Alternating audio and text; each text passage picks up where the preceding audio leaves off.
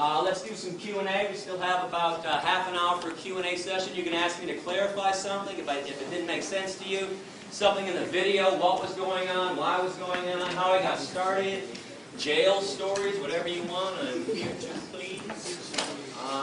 Somebody popped up back there first.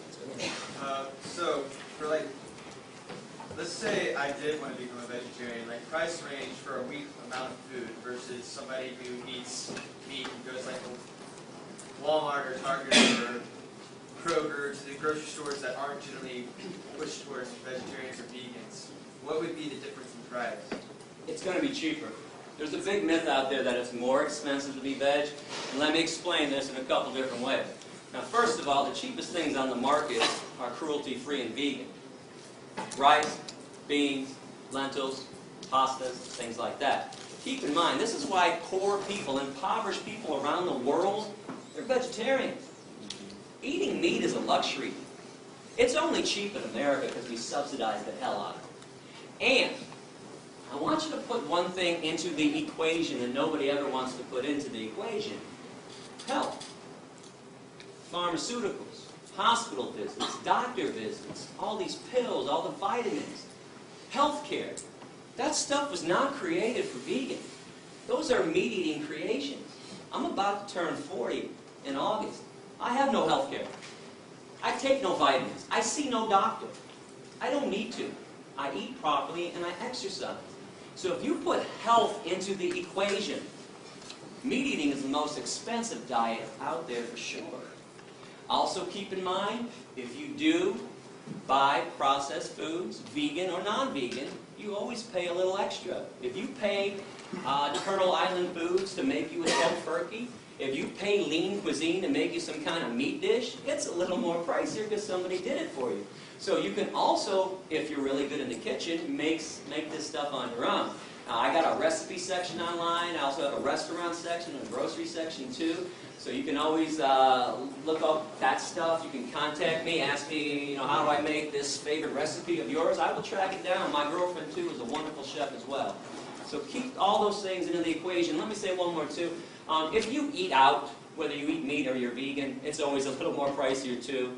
So don't blame it on, I went to this vegan restaurant and it was pricey. Outback Steakhouse isn't so cheap either.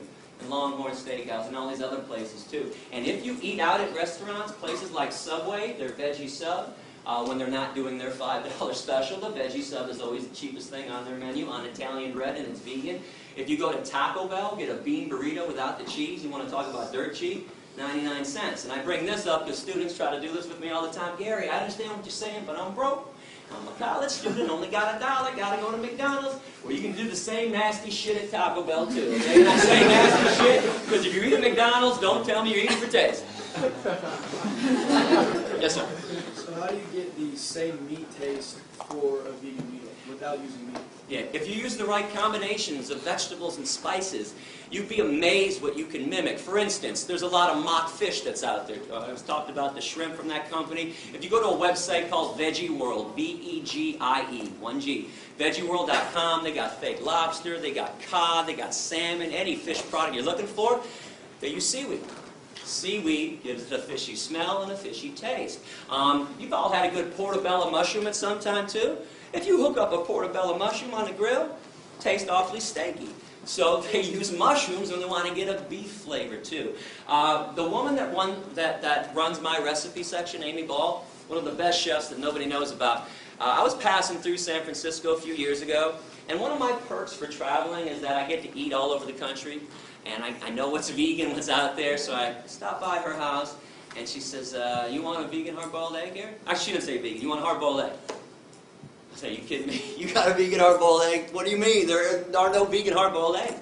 She goes, I got one for you. She takes an avocado, slices it in half, takes half of it out. Think of an avocado. Think of a yolk that's been hard-boiled. The same texture. One's yellow, one's green. She takes the avocado, puts it on some vegan mashed potatoes that she made with hemp milk or rice milk, whatever her vegan milk of the day was. That mimicked the outside softness of the egg. She puts 2 dashes of salt on there and goes, take a bite.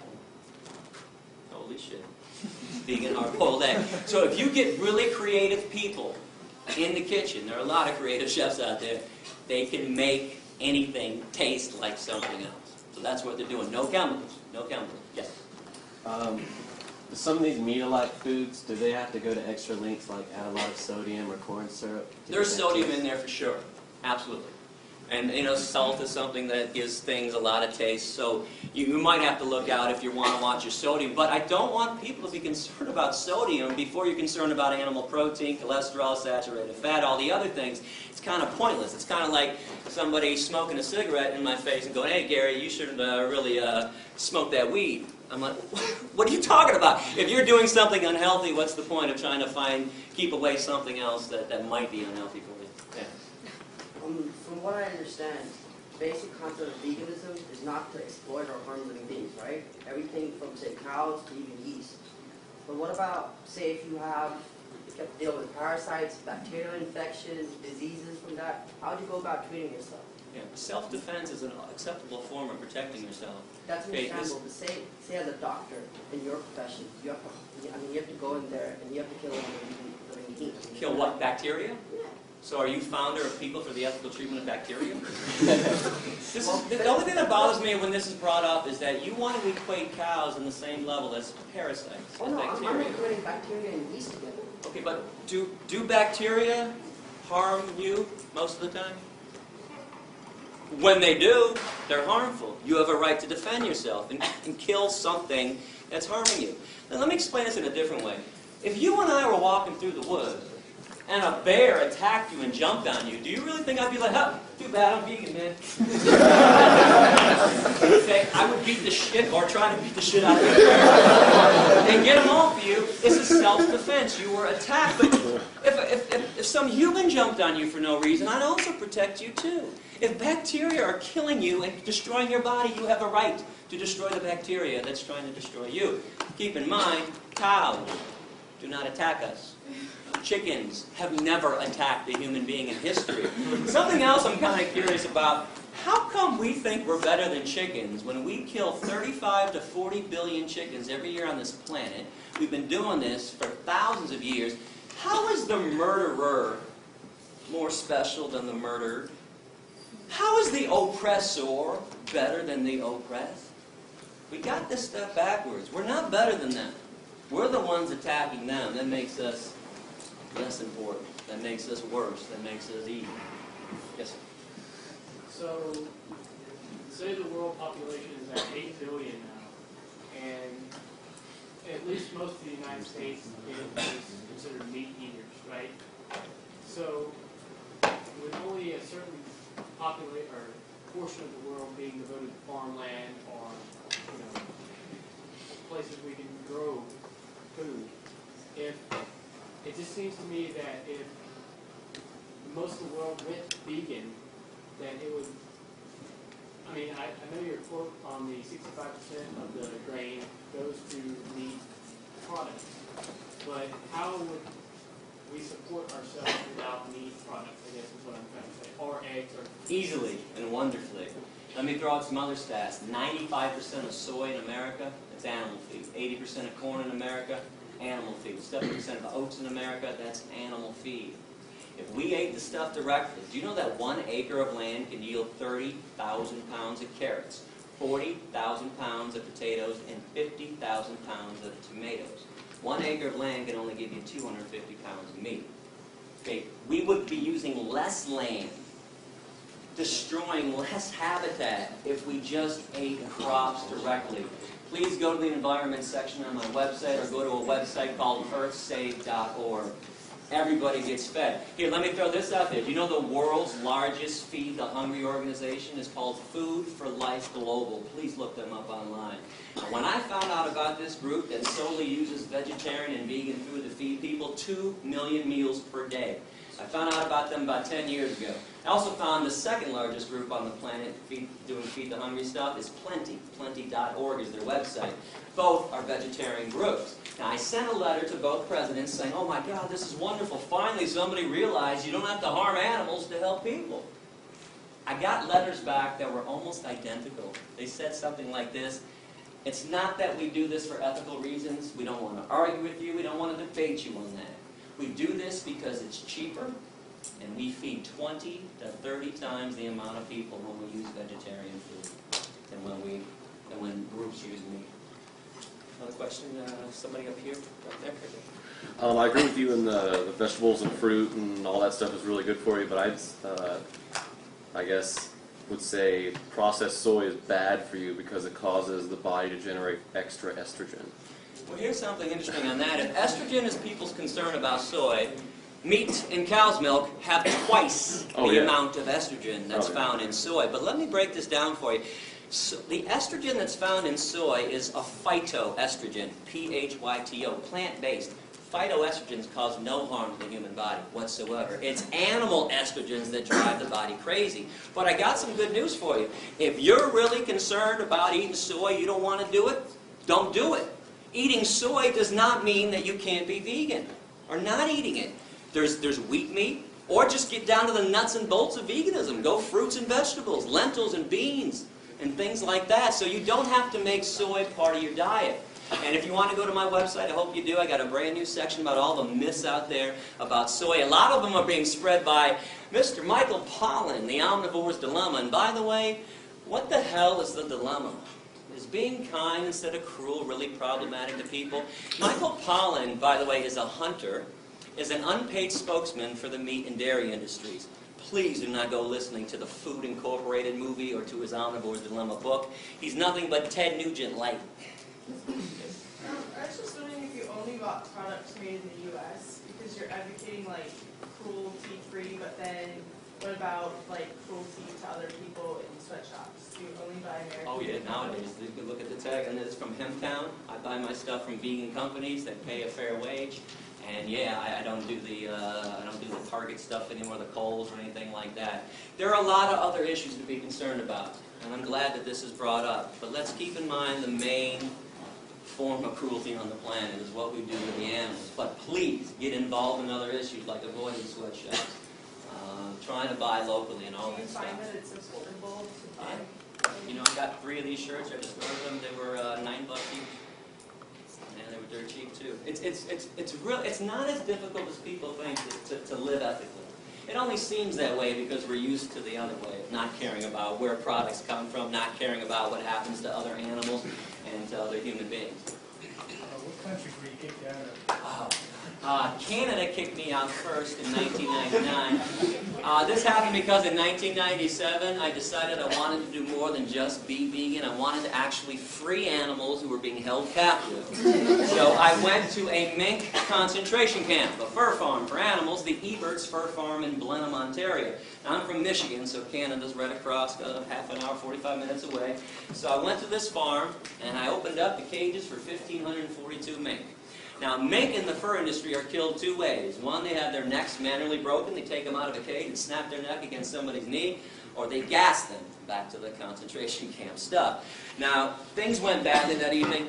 I was arrested, and quickly 540 mink actually escaped that night. Holes were cut in the perimeter fence. There was a little dirt road. And then there were 600 acres of forest. That's all they had to do was get across the street, find a way out. Unfortunately, 1,000 mink never made it off the grounds. For that, they were doomed. All I can give them or anyone else would be a chance to be free. I mean, let's face it, if you were all being held in captivity, you were going to have your neck snapped, your skin ripped off your body so somebody else could make a pair of slippers. You'd all be going, man, I hope Gary's coming by tonight. Open up this damn cage, give me a chance. So I got arrested that night. I was put in maximum security, by the way. I was given a 6-month sentence. I did 77 days before they deported me and threw me out, made me persona non grata. And let me just tell you a quick little story, too. While I was in jail, I was with some pretty bad people. Child molesters, rapists, murderers, people who tried to stab people. They were trying to teach me a lesson. They put me in one of the worst places around. So they put me in the unit on day 1, kind of a holding unit before they moved me to my unit. And there's a TV set on in the corner. And the alpha male's got the clicker, and he's 5, 5:30, 6, 6:30 news. Lead story in Canada that night. International terrorist Gerry Jurofsky sent to jail tonight. Gerry Jurofsky, international terrorist, sent to jail. I got international terrorist with every mention of my name. I'm from Michigan. It's Canada. I am now global. So, I don't know anybody on day 1. I'm standing in the back of the cell, and they're all huddled around the TV. And they finally realize I'm in there with them. One guy's kind of standing like this, and he's looking around. Hey, that's the guy back there.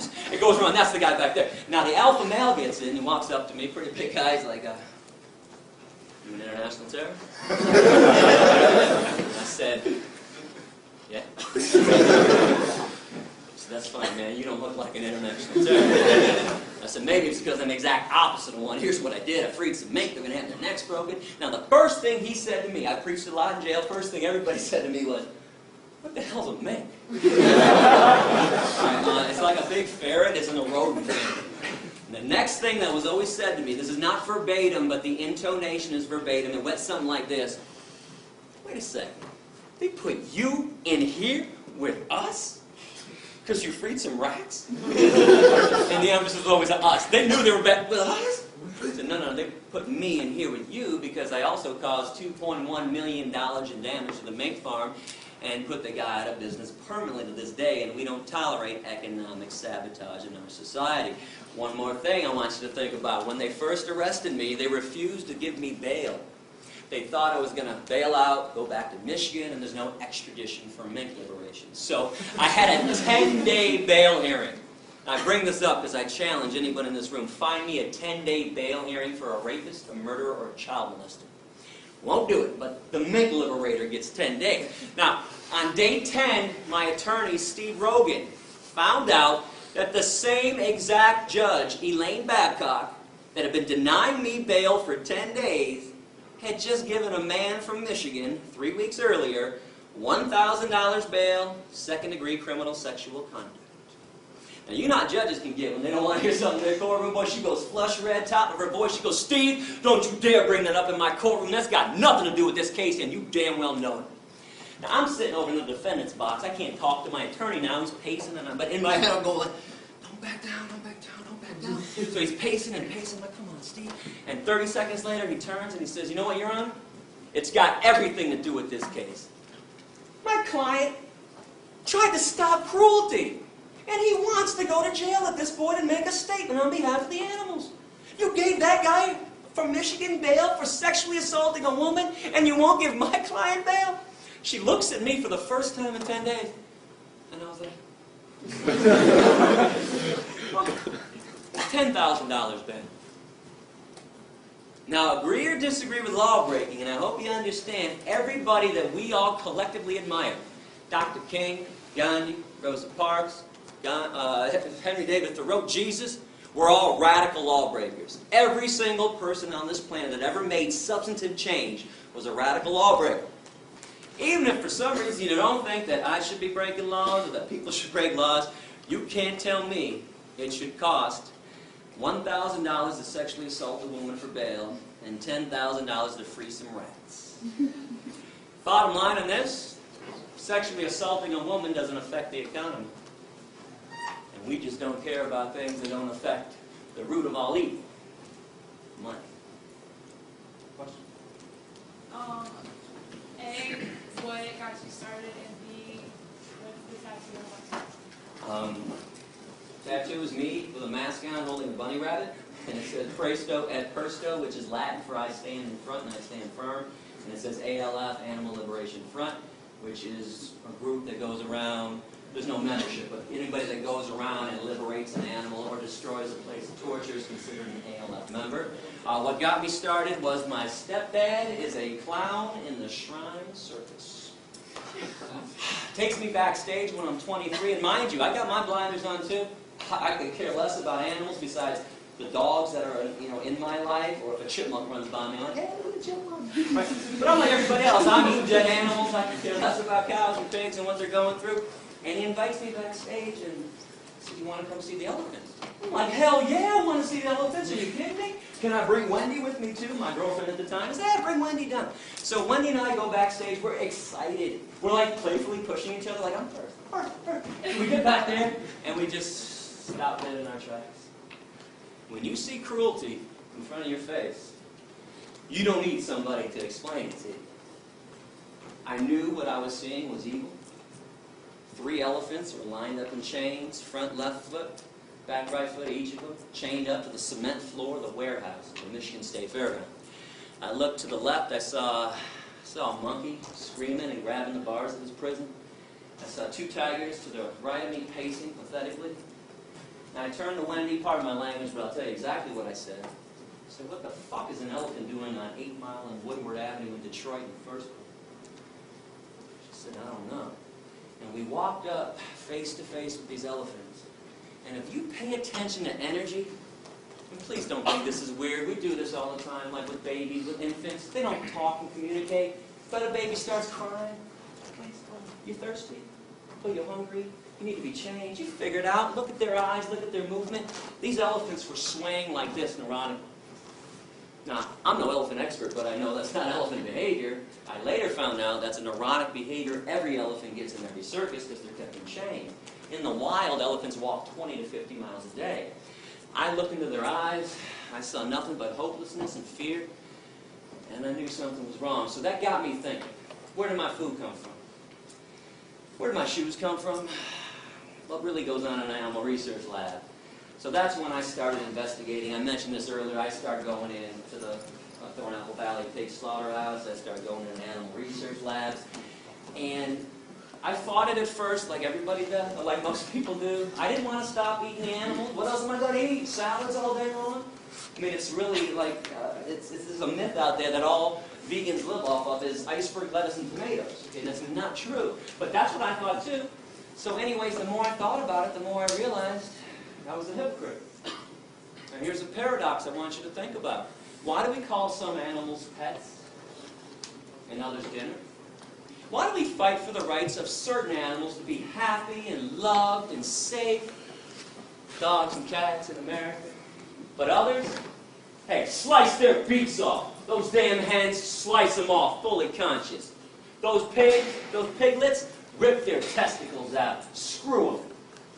There's a major hypocrisy going on. You can see the choice that I made. All I can ask you to do is put your head on your pillow every night knowing that you are not responsible for premeditated acts of cruelty. Again, the world is tough enough for us, and especially for the animals. Do we have to make it worse by eating them? There is no need in this day and age to be consuming any animal product whatsoever. It's time to let it go. So I noticed when I came in here that you were not a member of PETA. Why was that?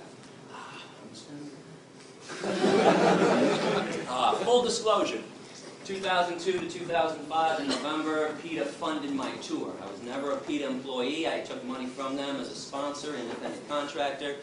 I take money from anybody to do good things with it. I don't think it's wrong to take evil money and do good things with it. Now, PETA pulled their funding from me in November '05 because they told me that education isn't important. Really? It's the only thing that ever made the world a better place, was teaching somebody else about why they shouldn't discriminate and harm somebody else. But bottom line with PETA, the corporation that is PETA, with their corporate headquarters in Norfolk, Virginia, I'm a money taker and not a money maker. I told you during the speech, and I meant it, I have never once charged a school for a lecture. I've never once charged a professor to pay me to come into their classes. I've never once passed around a collection plate to students. I do not believe you should have to pay to learn about the truth. Now, PETA, it cost me about $64 grand a year to do this tour. 35 to 40 is to travel, hotels, rental cars, food, gas.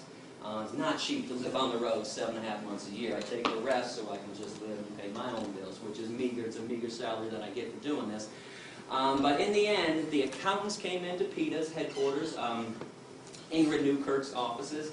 She's the founder and president of PETA, and said, you know, we've given Gary 64 grand for 3 years. That's $192,000.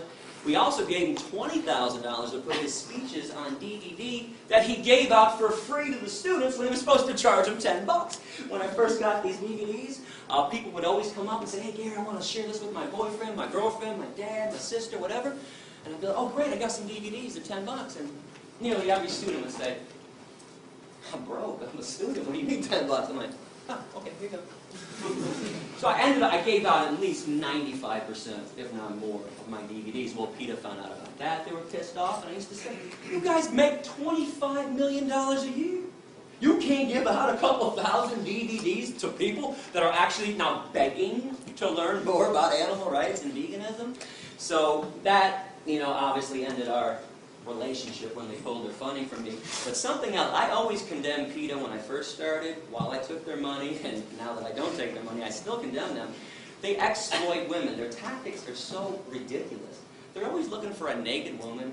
Like Pam Anderson. They want to put Pam Anderson's boobs on billboards all the time. Now listen, I dig that Pam Anderson cares about animals, honestly. But her boobs don't make anybody go vegan. Now when I used to bring this up with Ingrid, she used to say, do you know how many people see those billboards than see your speech? I'm like, oh, it's not even close. Millions more. Are you telling me guys are walking through Times Square, New York City, there's Pam on a billboard, and they're going, holy shit, look at those tits. Let's get some tofu. There's no connection. No, listen, I understand why sex is used, why women are exploited to sell products. I don't like it. But if you tell guys, spray this on, and 12 women are going to tackle you in the hallway and have sex with you, boy, guys, or I'll give me some Axe, spray it all over me. You tell a guy, you're going to get laid if you buy a Harley. Boy, guys want to go get a Harley. But you show Pam Anderson's boobs, nothing. In, out. Doesn't do anything. And there's a lot more horrible things going on in PETA. I actually have an essay on my website. If you click on other animal rights issues, I have an essay entitled What's Wrong with PETA and What's Wrong with the Humane Society of the U.S., which is nothing but an animal welfare group that doesn't want to see the free animals at all. Here, and we'll go back there. You mentioned the pet thing earlier. How do you feel about if you have pets that are carnivores and feeding them meat? Bad idea. Now, let me preface this.